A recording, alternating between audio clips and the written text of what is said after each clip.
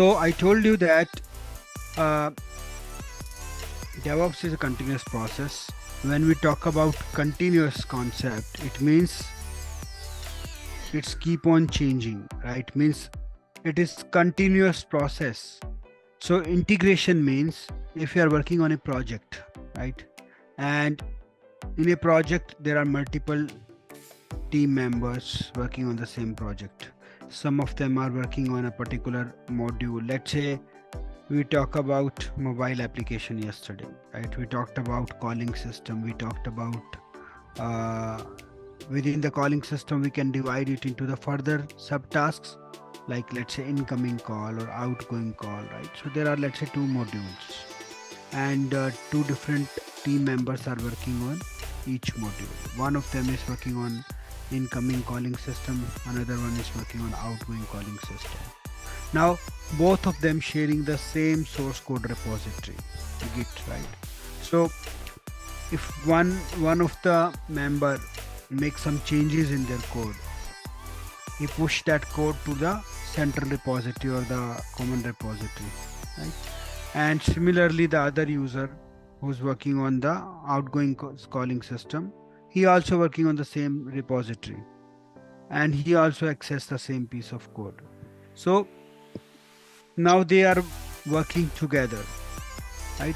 And they are sharing the same source code repository, so they have to be in sync, right? If one of them has put some changes in the main shared repository, other one, before starting some changes or making some changes, that person should first pull the latest code from the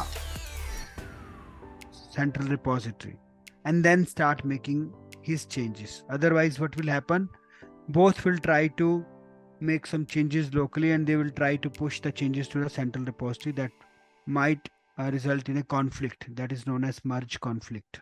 So to avoid any kind of conflict, make sure each user is working on an updated version of that central repository, right?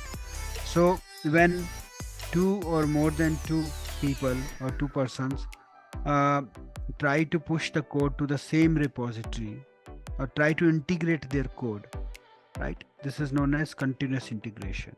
So when you take the source code from central repository, when you build that code, compile it and convert it into the binary and do some test cases and then try to push the updated code to the main repository, this whole process is known as continuous integration. Okay, that includes building your source code to binary as well as doing the test cases or running the test cases. So that's why I'm mentioned it here. Commit the code and doing the integration test, right? That's the this one and this one. These two components together make it as a continuous integration. It consists of making changes to the code, means committing the code, and running the test cases. This part is known as continuous integration because